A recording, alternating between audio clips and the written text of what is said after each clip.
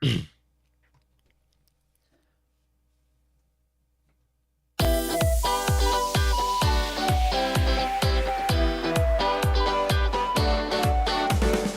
morning, football fans, and welcome to this Thursday morning episode of Morning Kickoff, a weekly show where we cover all news football. I'm your host, Matt Whit, and today we are live on the Morning Kickoff YouTube channel. You can come check us out every Monday and Thursday morning around 9 o'clock Central, or listen to all the pre-recorded podcasts wherever you get your podcast, as March is finally coming to an end. And when I say finally, I mean there was a lot of things that went on in March. The true March Madness is NFL free agency and blockbuster trades. That is the true March Madness, although March Madness was also amazing with all the upsets. Shout out to St. Peter's for making it to the Sweet 16 or Elite 8. They actually made it to. But today is March 31st, 2022, and we are here to discuss Patrick Peterson returning with the Minnesota Vikings, which is great news for us Vikings fans. We're also going to be taking a look at all trades that happened this March, and we'll be ranking every single one of the trades that happened in March, because wow, was there a lot. I hope you all enjoy this episode.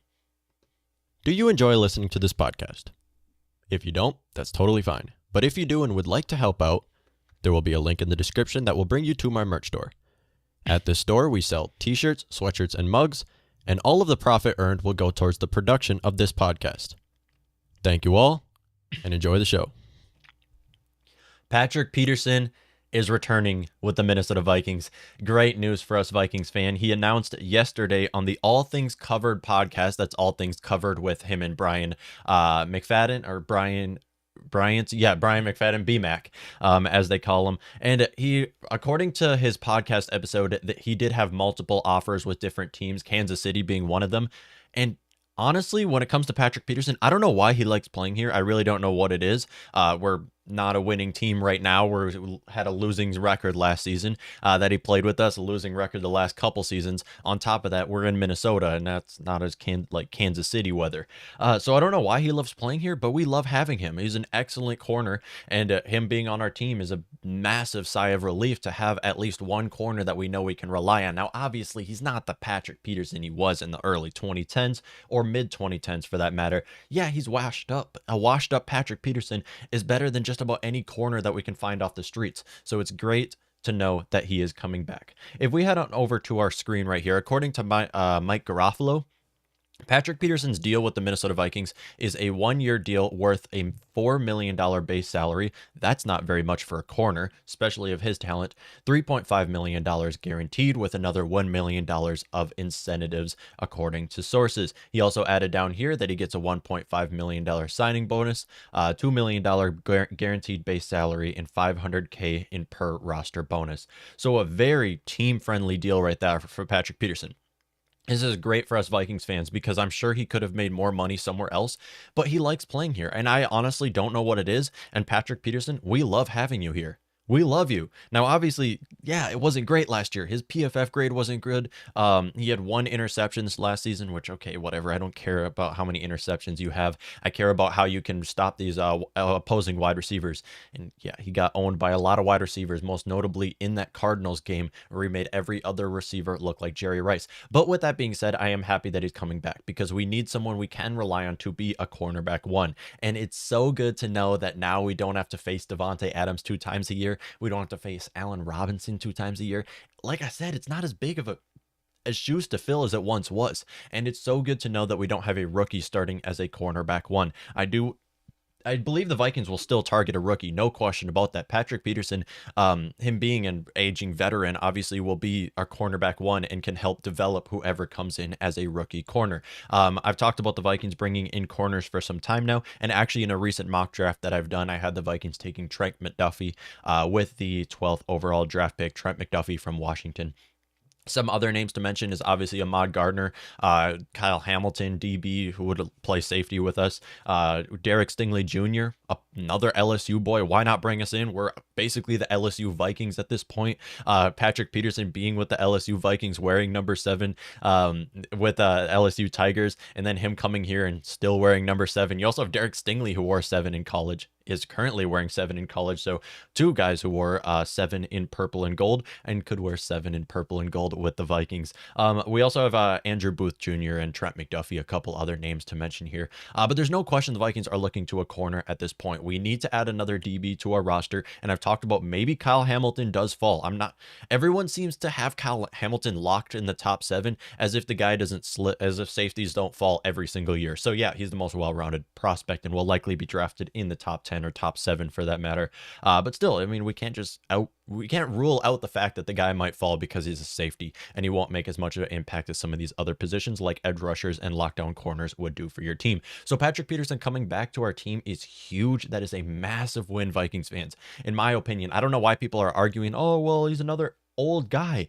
I get it. I like younger guys. Don't get me wrong. But who are we going to bring in under the age of 26 right now, or 28, or even 30? Who are we going to bring under the age of 30 and them to be Patrick Peterson? Nobody. Plus, Patrick Peterson also mentioned he might be 31, but he did also mention on the All Things Covered podcast that he does want to play for another 3 years. That's including this next season. So 2 more years after this next year. He does want to play for another 3 years, which is great. I mean, you don't really see corners play this long, especially when they have kids and he's a family man like he is. I love the guy. I don't care what anyone says. I am so happy that Patrick Peterson loves it here in Minnesota, that he loves being in this purple and gold. He loves the teams. He loves the fan. It makes me feel good. And I'm sure he likes playing with Harrison Smith as well. And they're good friends in a couple DBs and couple play. And also, when you're looking at our secondary, a lot of people say, oh, we have a lot of old guys. It's really only Harrison Smith and Patrick Peterson here, because the other guys on our roster, especially in the cornerback room, is very young. I mean, Cameron Dantzler, guys on his rookie contract. Chris Boyd, rookie contract. Harrison Hand, rookie contract. Those are our first and second team cornerbacks right there. And then outside of that, you got the no-name guys. Okay, the guys that are just the transitional pieces, really, the backup dudes. We're mostly talking about first and second team cornerback room here. So if there's one thing I do know, I do not want Cameron Dantzler starting at corner next season. If he starts as a nickelback, fine. He's kind of he's not fit to be a nickelback, though, so I don't know if that's great. I just want another corner to bring onto our team. It's a position you have to continue to swing on until you hit, which is why at the 12th pick, I really would love the Vikings to bring in a cornerback if they can. If they have to trade up for someone, fine, that's okay. We just need a corner on a roster, or a DB for that matter. Kyle Hamilton, perfectly fine. We can bring him in as well, and then we wouldn't. Cam Bynum, okay, for example, if we bring in Kyle Hamilton, it's not like we don't have we can put him at safety, and then we just have Cam Bynum play corner. Cam Bynum was a cornerback in college. The guy's playing safety for us right now. Yeah, he's probably a better corner than Chris Boyd will ever be. Sorry. I know there's a lot of Chris Boyd lovers. The guy has done nothing for our team at all. He's a very lovable guy. Don't get me wrong. He's a funny dude. I like the guy. I respect the man. Of course, if they play in the NFL, they're great anyways. I'm not bashing the guy. The guy's amazing since he made it to the NFL. But there's a reason why Chris Boyd was a 7th round draft pick, and there's a reason why Chris Boyd right now has led up a lot of big time plays. So for that matter, Chris Boyd is great in special teams. I would like him to have him on our team, continue to have him on our team as a depth piece. I believe he does have 1 more year left in his contract where he can kind of prove himself to get a next contract with the team. But I'm just hoping the Vikings can bring in a corner and add to our roster, because that's a desperate need for us right now. But still, Patrick Peterson coming back. I love you. Thank you. So happy to have you back, P2. Now let's win one. I have hunch we trade the 12th pick to the Steelers, AJ Green says. I agree. I believe the Steelers right now should absolutely trade up for Tyler Linderbaum. I'm all in on that because, okay, I'm not the best when it comes to reviewing draft prospects. And I've said this many times. I take my college player opinions with a grain of salt. However, for that matter, I've watched a lot of Iowa games. Tyler Linderbaum is the best safety center I've ever watched play college football. I have never seen someone as good as him, and he could be great for Najee Harris and Mitchell Trubisky, and they need a center to add to their center of their offensive line. LGKDOC says, good morning. Good morning to you. Good morning to all of you beautiful people, and thank you for tuning into this show this morning. So happy to have Patrick Peterson back in purple and gold wearing number 7, and hopefully he can work with fellow LSU boy Derek Stingley, because right now we are technically the LSU Vikings. We also got the best player in the league, Justin Jefferson, on the offensive side of the ball. So we're just loaded with LSU guys, front, back, and center, and why not add another one in Derek Stingley? That would be great to have him onto our team. You can bring him in. You can bring in Gardner. You can bring in Trent McDuffie. You can bring in Andrew Booth. I just want a corner. That's all I need. I just want a corner so bad, because right now we are in a pass-heavy league, and you have to continue to swing until you hit. I know a lot of people will say, oh, well, the Vikings have a history of missing on cornerbacks. That's a very valid point. I mean, the Vikings have a history. We are cursed when it comes to drafting corners. It seems to never work out.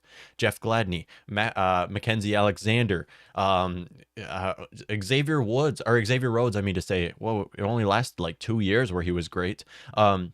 On top of that, oh man, the list goes on and on. I don't even need to continue to go down the list. But again, I mean, we are cursed at corners, but why not continue to swing until you hit it? Because it's that important of a position. It's just like quarterback. It's just like defensive end or edge rusher.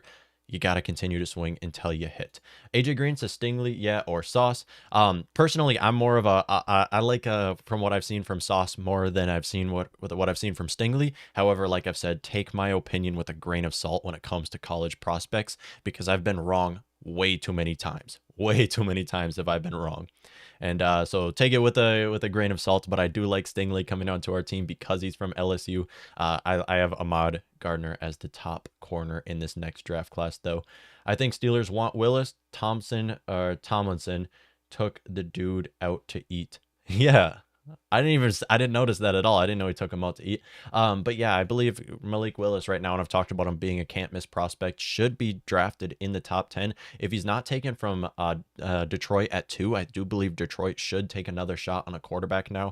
As Jared Goff, after this season, you don't want Jared Goff anymore. You got to cut him. You got to release him. But it makes so much sense for them not to take a quarterback as well, because let's remember that it's Detroit. They're going to be picking in the top 5 next year anyways. Okay, they don't need to take a quarterback. They don't have to take a quarterback here quite yet, because they're going to have an opportunity next year. I mean, when was the last time Detroit didn't pick in the top 5? I was probably in diapers. I'm just kidding. I remember when I saw Detroit play in the playoffs. They had a great connection with Megatron and Matthew Stafford at one point. Actually, watch out for Detroit's pass rush, though. That's a scary pass rush. That is a scary pass rush. So as March is coming to an end, it's March 31st, 2022. We're going to actually take a look at all the trades, and we're going to be ranking them. So we're doing a little, you guys know how this is. It's a trend amongst a lot of YouTubers and a lot of podcasters and stuff, but it's a tier list where we do a tier list for all of these in a certain category. So we're going to do a tier list for all of the big time trades that happened in March. There were 11. Can you believe that? In 1 month, we had 11 trades, some of them being blockbuster trades. Russell Wilson, Deshaun Watson, Devonte Adams, Tyreek Hill, Matt Ryan, Carson Wentz. I mean, some big time trades went on, and there were also some all pros and pro bowlers traded away to other teams as well. So we're going to give our little opinions on a lot of this. I know I'm going to make some people mad here. I'm a pretty opinionated guy, but I know a lot of you guys are passionate as well, so make sure to leave whatever your opinions are as well for this. We're going to start it off with Russell Wilson, who was the first blockbuster trade of this offseason. Russell Wilson going over to Denver Broncos. I did not expect the Seahawks to actually trade away the Russell Wilson. It happening was kind of a surprise. The more you look on it, the more it makes sense, as Seahawks needed to go into a rebuild here. So in this trade, they gave away Russell Wilson, the Seahawks did, in order to acquire Drew Lock, Shelby Harris, Noah Fant, 2 first-round draft picks, 2 second-round draft picks, and a 5th-round draft pick. So we're going to do this trade in the Denver sake. For the Denver Broncos, we're actually going to put this right into S tier for this trade, simply because the Broncos don't even need any of these players or draft picks. They don't. Why? Because they're a win-now team. They're already a complete offense. a complete offense through and through. Their playmakers are elite, even without Noah Fant, who I said Noah Fant's very underrated, but still they're loaded on offense, and the defensive side of the ball is the same story. So for that reason, because of their coaching staff, because they have a future Hall of Fame quarterback now who I believe he's 34. Yeah, he has another, what, 6, 7, 10 years left in him. I mean, we see quarterbacks play till they're 45 now. So Russell Wilson could have another 10 years left in him, especially because he relatively does stay healthy. I know he suffered with an injury this last season, but overall he has stayed healthy for majority of career. For the Denver Broncos' sake, because they're the one who acquired Russell Wilson, we're putting this trade right into S tier. And Seahawks going to a rebuild is just weird to see. I thought the Seahawks actually could still have a chance in the NFC West. I believed it to be true, but looks like they're going through rebuild now. So 70-year-old Pete Carroll is going through a rebuild. Can you believe that? Okay, Carson Wentz is next. Carson Wentz got traded to Washington from the Indianapolis Colts. This is the most confusing trades for Washington's sake. For Washington, I'm going to put it into D tier. I am. Why do you need Carson Wentz? Why did Washington, what did they give up? Washington gave up a second-round pick, a third-round pick, and a conditional third-round pick. But they also got a second-round pick and seventh-round pick and Carson Wentz. So they gave up really nothing for Carson Wentz. And I don't see in any case why they would actually want Carson Wentz. We're going to put him into C tier because it's the NFC East, and I mean, it's the NFC East. Washington can win that division with Carson Wentz. However, because of this, Carson Wentz is probably going to play, 5 games next year? It's FedEx Field. It's a Kerr Stadium. And all in all, I'd expect to see Taylor Heineke start a majority of this next season. So not a big-time trade really right there. Carson Wentz, I hate to see it because Carson Wentz was one of the best quarterbacks in the league at one point, and he's completely fallen off over the last few years. Indianapolis was not great. He was playing behind an amazing offensive line, only had to hand it off to Jonathan Taylor 30 times a game, and yet they still missed the playoffs. So it's going to be questionable how he's going to look on that Washington offense. They're going to need to give him a lot of help in order for Washington to be able to compete in that division. And hopefully on the defensive side of the ball, they can stay healthy because that's been their biggest issue as well. So for Washington, we're going to put in a C tier. Who really cares? I mean, it's not a big of a game changer. It would have been a few years ago. But again, Washington should look to a new quarterback. Next up, we have Amari Cooper going to Cleveland. For Cleveland's sake, I'm going to immediately put this into A tier. Because here's the thing. For the Dallas Cowboys, they were going to cut Amari Cooper regardless. And the Cleveland Browns got him for just a 5th-round pick. You're getting one of the best receivers in the league. In my opinion, undisputed top 10 receiver in the league. And he's paired up with Deshaun Watson now. I mean, the Cleveland Browns are running it for a Super Bowl at this point. With Deshaun Watson on that offense, with Amari Cooper on that offense now. I do believe they also added another wide receiver, if I have that right. They have the best running back duo in all of football and the best interior offensive lineman in all of football. So that is an elite offense right there. We're moving that into A tier for their sake. Still a little questionable what can really happen with Baker Mayfield, but still, Cleveland Browns A tier getting Amari Cooper for just a 5th-round pick, and I believe he's only $20 million a year, which is definitely worth it for a wide receiver of his talent. Next up, we have Yannick Ngakoue, who was traded to Indianapolis. This went under the radar. For Indianapolis' sake, what did Indianapolis give up? Indianapolis gave up Rock Ya-Sin. That's right. Okay, so for Indianapolis' sake, we're putting this into B tier. Yannick Ngakoue going to that defense. Indy has built one of the best defensive fronts in all of football. With Kwity Paye, who was formerly a 1st-round draft pick for them, and Yannick Ngakoue on the outside. On the inside, you have DeForest Buckner, and you have Grover Stewart. So they've built one of the best defensive fronts in all of football. Their linebacker group has already been one of the best with Darius Leonard. They got Bobby Okereke. I mean, just an elite defense right there, and their corners are great as well. So they gave up Rock Ya-Sin for Yannick Ngakoue, so that's even trade right there, it feels like. And then Rock Ya-Sin, I think, going to Las Vegas will actually be a starter at cornerback for them, if I have that right, because they did just lose Casey Hayward, I believe. So still, I mean, a solid trade, right? It went under the radar, but still, Yannick has played for 5 teams the last 3 years. The guy's been bouncing around the league and is still one of the best pass rushers, in my opinion. So him going into that defense will be huge. And Indianapolis is going for their division next year, which they can easily win because they have the Houston Texans and Jacksonville Jaguars. Should be 4 easy wins for them right there. Next up, we have Khalil Mack, who was traded from Bears to LA Chargers. A lot of people are going to hate me for this. So LA Chargers are coming off of a season where they were the worst defense in all of football. And the reason why was because they were awful against the run and their cornerbacks were garbage. They tackled free agency perfectly, bringing in JC Jackson and a couple of other core starters on that defense. Problem is them trading for Khalil Mack. They gave up a second round pick and a sixth round pick for a player who's coming off of foot surgery. Not only that, but the guy's worth quarterback money. For that reason, because of how much they have to pay him, because he's coming off of surgery and giving up a sixth round pick and a second round pick, I'm actually going to put this in F tier for the Chargers' sake. I mean, they might have built one of the best pass rushing duo now with Khalil Mack and Joey Burrow, or Joey, his name, Joey Bosa. They've built one of the best pass rushing duos right there. I still don't see them taking control of that division with this Khalil Mack trade, and it's holding them back for how much money they're going to have to give him. So we don't know if it's still going to be the Khalil Mack it was in 2019, in 2018.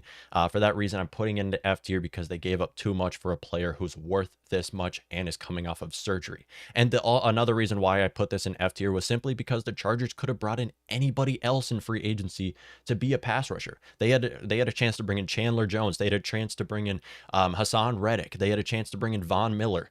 They had a chance to bring in multiple big name pass rushers, and instead they went for a players coming off of surgery and is worth this much money. So for that reason, for the Chargers' sake, I'm actually going to put it into F tier because I don't think it was a good trade at all for Chargers. For Bears, I would actually put this in S tier because Bears would have honestly cut Khalil Mack if it wasn't for trading him away. Next up, we have Shaq Mason, who was traded from New England to Tampa. We've seen a lot of players now go from New England to Tampa. Shaq Mason is still one of the best guards in the league, in my opinion, despite him being, 29, 30 years old now. But for that reason, I'm actually going to put this in A tier. This is a trade that went under the radar. Shaq Mason was traded to Tampa Bay for a 5th round draft pick. That's great. Amazing. I mean, for Tampa, they don't even care about their draft picks right now, Tampa, because they're going all in right now. They don't need to look to having future draft picks to going for future players, because right now they are a Super Bowl team. They are a Super Bowl contender right now, especially in the worst division in all of football. The Saints completely collapsed in March. They are just one of the worst teams after this offseason.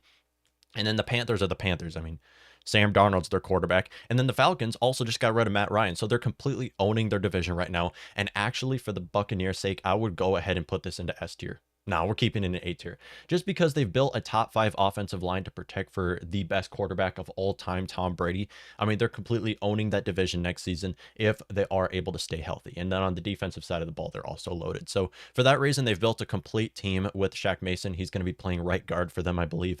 They built a pretty complete team. He's still one of the best guards in the league. I mean, he's not as good as he was when New England's dynasty was going on, in my opinion, but he's still one of the best in the league. And for that reason, it was a great trade. This went under the radar, but Shaq Mason being one of the best guards going to Tampa to protect for his old quarterback, Tom Brady, great move for their sake.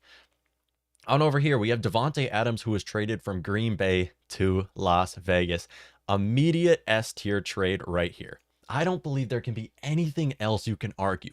I have argued so many times Devonta Adams, the best route runner and pass catcher in all of football, and one of the best after the catch.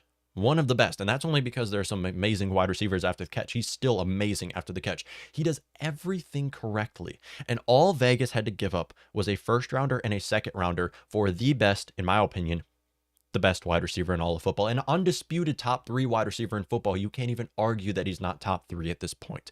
He's going to play with Derek Carr, who I've said is a very underrated wide receiver or underrated quarterback, playing in the NFC West, in the AFC West, such an elite conference division right there.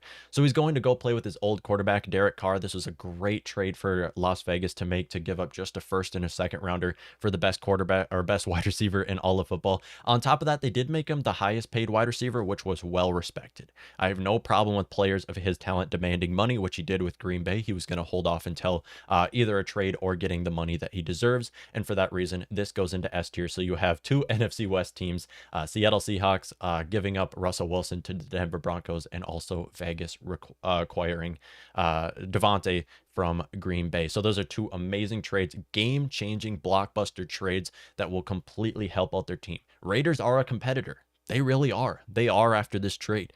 They were a wide receiver away from being a good team this last season. their defense is still phenomenal. I mean, they have some of the best defensive linebackers in all of football. I love Denzel Perryman against the run. And then up the middle, they're just an amazing defense through and through. So Raiders are one of the more underrated dark horse Super Bowl contenders. And then obviously Broncos just became a Super Bowl contender with Russell Wilson going up to that team. So two amazing trades by both teams, giving up future draft picks, because who needs draft picks when you're a win now team? You really don't need draft picks. We've seen this happen so many times. This is what Buccaneers did. This is what the LA Rams did the last 2 seasons. And what did they also do? Win a Super Bowl. You have to risk your future to be a win now team, and it's what the two teams are doing, and great for them. Cleveland Browns, second trade on this list, also traded for Amari Cooper by trading for Deshaun Watson. Okay, so I'm really torn in the Deshaun Watson trade, because obviously I've argued that Watson is the third most talented quarterback in all of football. Not third best, third most talented quarterback. And it's so questionable on whether this was a good trade or not, because what Cleveland gave up, they gave up 3 first-round draft picks, 2 fourth-round draft picks, and a third-round draft picks. So they gave up day 1, day 2 draft picks, and 5 of them for Deshaun Watson. Not only that, but they made Deshaun Watson, they gave him a contract that was fully guaranteed. And because they gave him a fully guaranteed contract, and you can't even guarantee that he's going to play 1 game with you because he's not completely done with his law stuff, we're going to put it into C tier.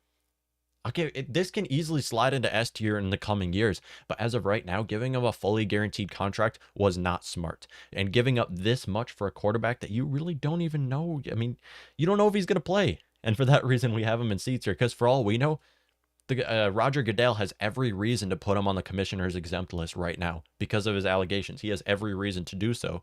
And for that, we're putting in a C tier simply because of the contract that they gave Deshaun Watson could screw the Cleveland Browns over in the future.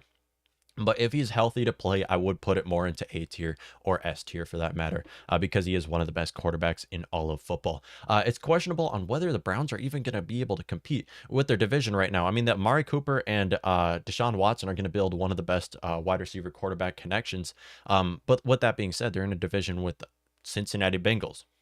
They're going to be competitors for a long time now. Ravens. If Ravens can stay healthy, they're a Super Bowl, dark horse Super Bowl candidate. It's a tough division there in the AFC North. And for that reason, I have Deshaun going down to C tier. You can argue even higher, but it's just the contract. The contract is the contract, and that's the problem. All right, next up, we have Robert Woods, who was traded from LA to Tennessee. So Tennessee Titans are replacing Julio Jones with Robert Woods. Solid. Okay, why not? Robert Woods is coming off of a torn ACL, and his team won a Super Bowl without him, so I guess they don't really need Robert Woods. But they're gonna pair him up now with they're gonna pair him up now with who's there? AJ Brown. There's his name. AJ Brown at wide receiver. Obviously, Derrick Henry. Their amazing offense right there. For that reason, them trading for Robert Woods, they could have signed a wide receiver in free agency. I really thought Allen Robinson went under the radar, and he was signed with the Rams. That was the most underrated free agent signing, in my opinion.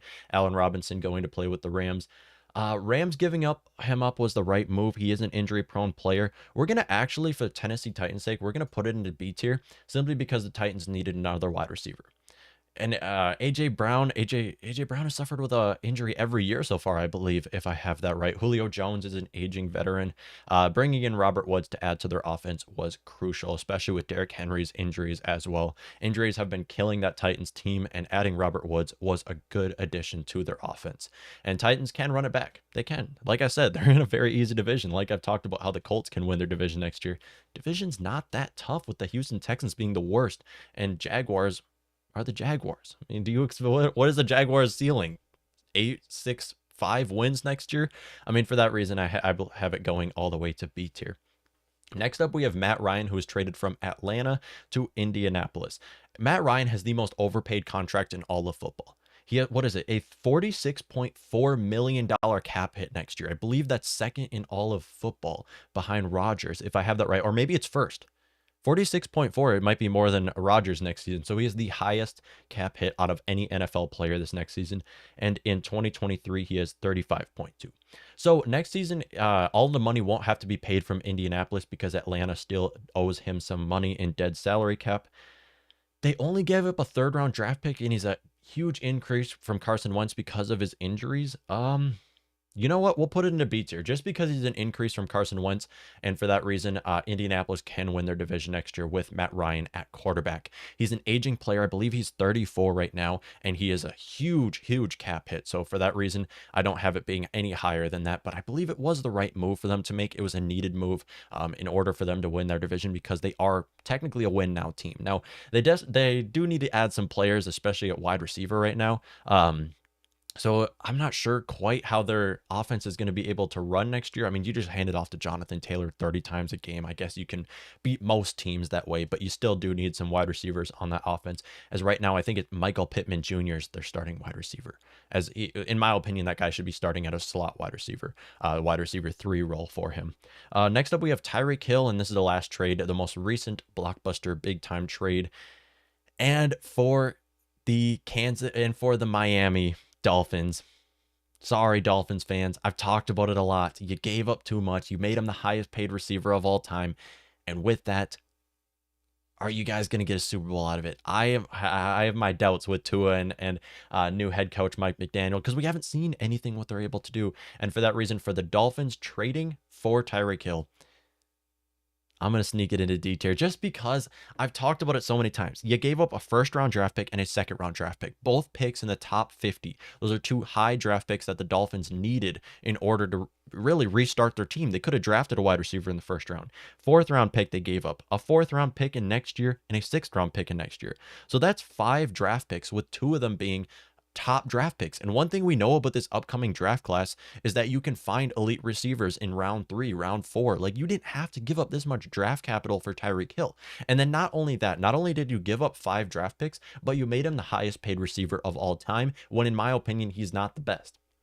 He really isn't. Now, yeah, you built one of the best receiving duos with Jalen Waddle, but with that being said, what is Miami's ceiling? I mean, the AFC is a stacked conference. There are so many teams right now undoubtedly, easily, objectively better than the Miami Dolphins right now. And I'm not saying the Dolphins can't sneak into the playoffs. I'm not saying the Dolphins can't make it even to the divisional round. I'm not saying they can't be a competitor. What I'm saying is that they're not. This isn't a game changing. They have so many more needs than just Tyreek Hill in order to rebuild that team to what they are right now. Because Tua, who knows how he's going to look? When healthy, the guy's been great. Don't get me wrong. I'm not saying the guy's been awful. When healthy, he's been an amazing quarterback. But the problem is right now, the guy is not healthy. He plays a third of every season. Mike McDaniel, we have no idea what the guy's going to bring to the table. He's never been a head coach in all of football. We really don't know what the Dolphins are going to do.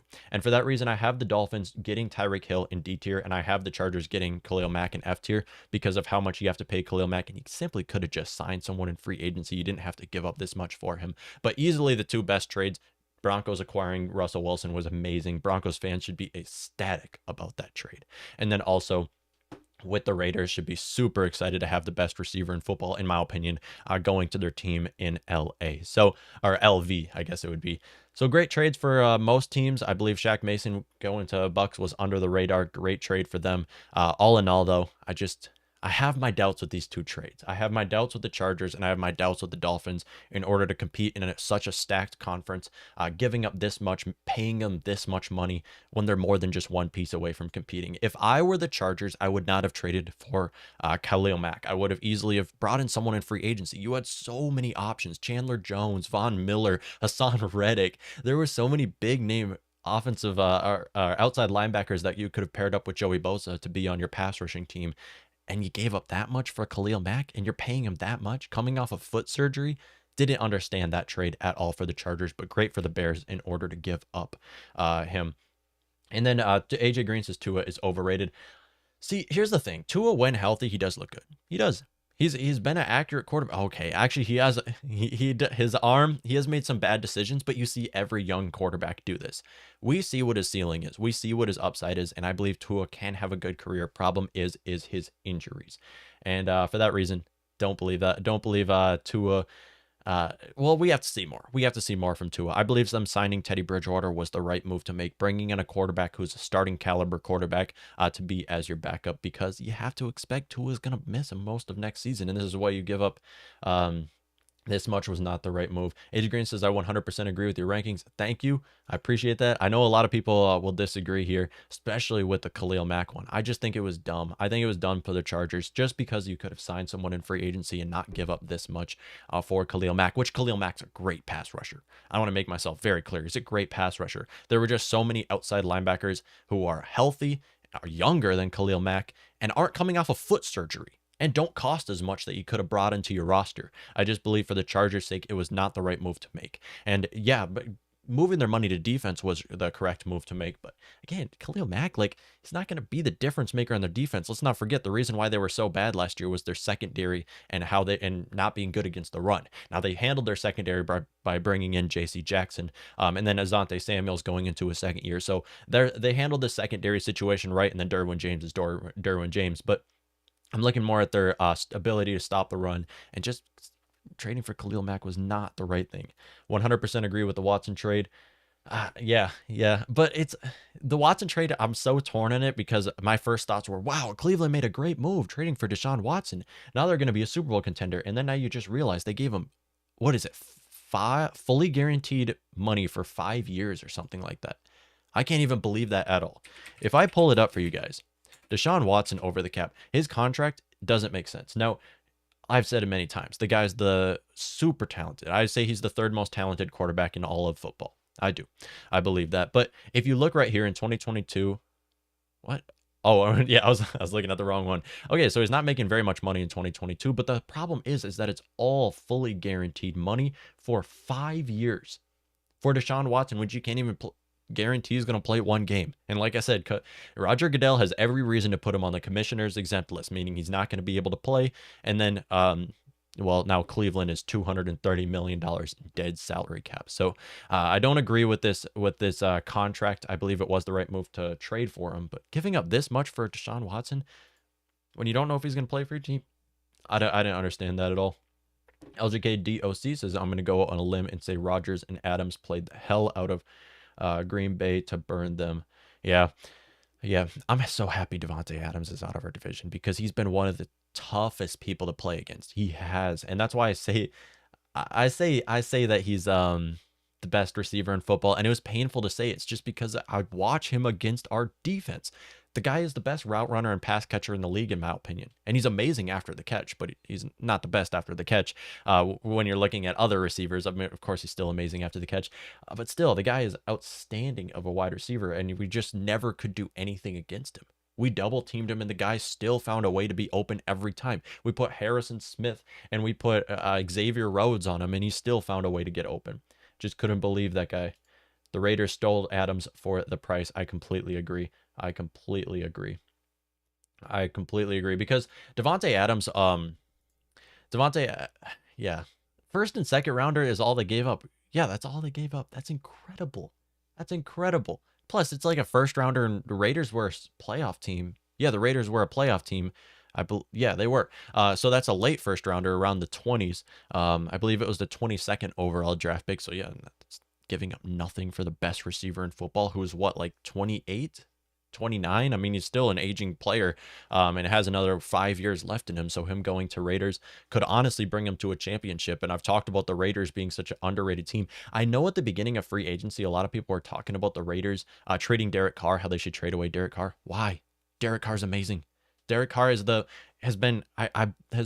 played 98% of his games. He's missed 2 games in his 8-year career or something like that. The guy's still young, and he throws one of the best deep balls in all of football, and he hits his receivers on full stride. What else is there to ask for? I mean, he might not be an amazing runner or great or make these splashy plays, but when it all comes down to it, he's in a perfect situation. He's a great quarterback, and he's not the most complete quarterback. Like I said, he might not be the best when it comes to running and making plays with his legs, but man, does that guy have a rocket arm. And him working with Devontae will be fun sight to see. I'm expecting to see a lot of NFC or AFC West teams happen on prime time this year. Every Monday Night Football should just be AFC West football. Why not? Just have a divisional AFC West game every Monday night. That's what the league should do, and it'd be interesting to watch because I want to see these players. There's players, but I want to see these teams go head to head and watch this AFC West just completely have a bloodbath going into the playoffs. And I've talked about it. I don't know if any of the AFC West teams are going to be able to get a first round bye next year just because they're kind of going to beat themselves up. I think it's going to be one of the AFC South teams again, either Indianapolis or Tennessee, because they'll probably own their division, one of them. That's going to be fun to watch too. Indianapolis and the Tennessee Titans are kind of a parallel team right now, where they just run the ball through every defense. They play in the trenches football, and their defensive front is great as well.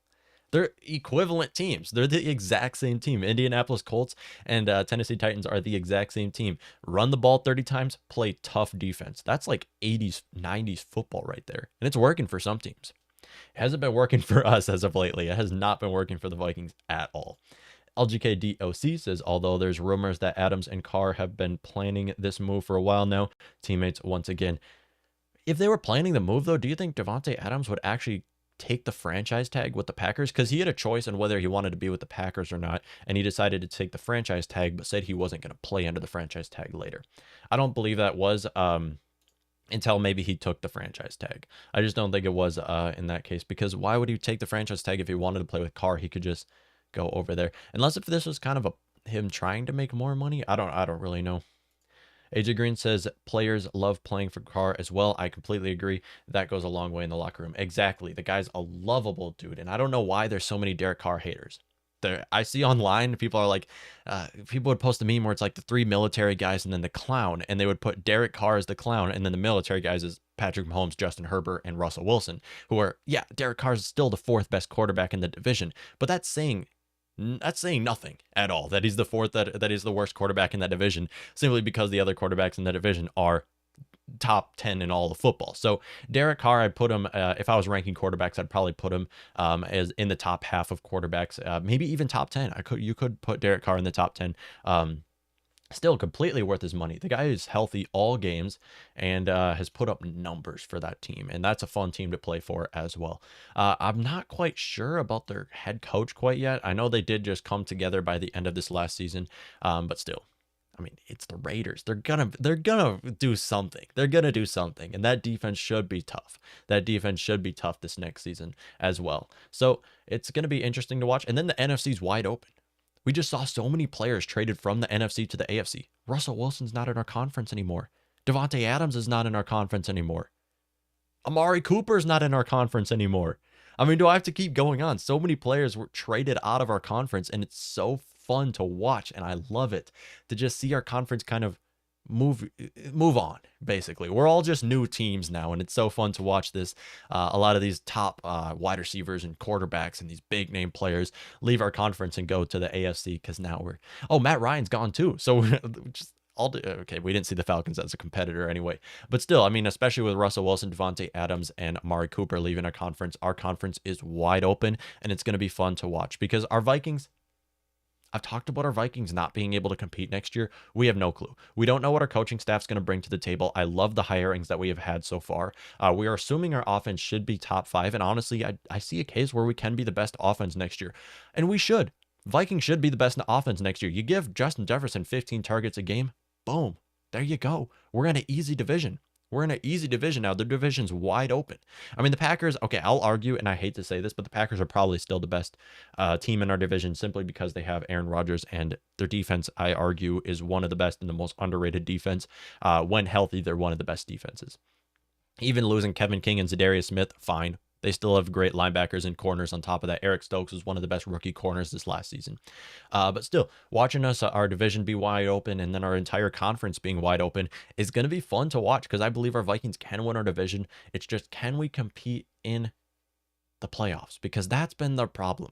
We've been able to compete in the regular season. Well, not taking this last 2 seasons. We've been able to compete in the regular season and just can't get over the hump in the playoffs ever. We either lose from a missed kick or we lose from getting absolutely humiliated, which honestly is just as painful when you lose to a missed kick as it is when you just get blown out by 30 points in the playoffs. So that's been kind of our problem, is getting over the hump in the playoffs, and I'm hoping we can do that. We would just really have to hope we can lock down our secondary, because our secondary is one of the worst in all of football right now. Even after bringing back Patrick Peterson, we're still one of the worst secondaries. We have Cameron Dantzler and Cam Bynum starting as DBs right now, which we don't know what they're going to bring to the table. And both and Cam Dantzler and Patrick Peterson has recently suffered with injuries on top of that. So then you got Chris Boyd and Harrison Hand on the second team secondary. I mean, bringing in a rookie, sure. I've talked about how the Vikings should bring in a rookie corner. We just don't see rookie corners make as immediate as an impact as some other positions would. We don't see it happen. You look at all the best corners in football, and it took them 3-4 years to start hitting stride. Jalen Ramsey wasn't Jalen Ramsey until his third year in the league, third year, or something like that. James Bradbury, same goes for him, and Xavier, and same goes for every corner. I mean, I can just go on and on about all corners, how it took them a few years. Thor says Carr better than Cousins. I talk about Carr and Cousins being even. They're even. They both have an amazing arm. They can throw 60-yard passes. They can hit the receivers on full stride and are just don't run.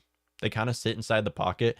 And the reason why they fumble as much and they throw the ball away as much is because they are pocket passers, which is fine. I talk about quarterbacks. I mean, you don't really need a mobile quarterback. As long as your quarterback can play from the pocket, fine, because that's what we've seen. I mean, Peyton Manning was a total pocket passer. The guy won 2 Super Bowls, I believe it was. Tom Brady, pocket passer. Like, you don't need mobile quarterbacks. I'd put him on the same tier of quarterbacks, though. And I'd throw Matthew Stafford on that list as well. Perfect example. Matthew Stafford just won a Super Bowl. Okay, Matthew Stafford is an even level quarterback with Derek Carr and Kirk Cousins. Even level quarterback. And that's why Kirk and Carr can actually be Super Bowl winning quarterbacks on top of that. They just have to play with the right system and right offense. And it's hard to do so when you're paying your quarterback this much money, which is why Derek Carr having a team-friendly deal is great for their team right now. I believe he's on like, what, $20 million, which is nothing for a quarterback of his talent, which is great for his team right there. AJ Green says this could end up being a good season for the Vikings, even though we're running it back again. Yeah, it could. It could. We say this every year, though. I don't want to get my hopes up, but yeah, we can. We can win our division next year. We can make a run in the playoffs next year. I just don't like getting my hopes up every single year because it's happened time and time again, where every single year I get my hopes up, and then week 1 I see my team fall apart. And for the first 5 weeks, we see that happen, and the team comes together when it's too late. So this is kind of how we've seen this Vikings team rinse, repeat, same thing over and over, and why I have this mug right here. If you guys want to check it out on the merch store, it is next year will be our year club. It's colorways of all the teams that have yet to win a Super Bowl. So you got Browns, Lions, Jaguars, us Vikings are right there, and then the rest are obviously the other teams. There's actually 13 teams in the league who have yet to win a Super Bowl. I just take a sip of this every time we lose in the playoffs. I mean, every time we finish 8-9 or 8-8 or whatever it is now. But yeah, so it's pretty much the same story every year. But I'm going to be a Vikings fan until I die. Huge Vikings fan. Love the team. We're going to also, we're looking more into the draft right now as we're getting closer to the draft. Interested in what these players are, what teams are going to be looking for, because it's so hard to understand what all 32 teams are going to be, players they're going to be targeting. I mean, it's no question the Vikings are looking to a corner, but in the 2nd, 3rd, 4th round, I mean, you got to find depth in those positions. And why I say that Kyle Hamilton is not a lock as a top 7 pick, and I've said this many times, you can't convince or you can't say that this guy's going to be a top 7 pick for sure, because there's a lot of safeties that are starting caliber in the 2nd and 3rd round where teams could just wait and take him there. Plus, it's a safety. He doesn't make as much of an impact to the team as much as an edge rusher or corner would do for your team. And for that reason, I say the Vikings can get Kyle Hamilton with the 12th pick. But that's going to wrap up. We've been live for an hour now. That's going to wrap up our Thursday morning episode of Morning Kickoff. I hope you all did enjoy tuning into the show. If you did, be sure to rate, subscribe to the podcast for more Minnesota Vikings football-related content. I thank you all for tuning into the show today. We talked about Patrick Peterson. We talked about the trades that happened in March. It's been an absolute frenzy this last March, and it was so fun to watch all of this go on. I'm hoping April can be a better story for us Vikings fans, and we can get some good draft picks this next year. But I hope you all do enjoy your weekend. We got March Madness weekends on the horizon. It's the Final Four and then the championship, and hopefully we can see any other team other than Coach K and Duke win it all. So I hope you all did enjoy tuning into the show, and have yourself a great day. Patrick Peterson back in purple and gold. Skull, skull, skull. Have a good one.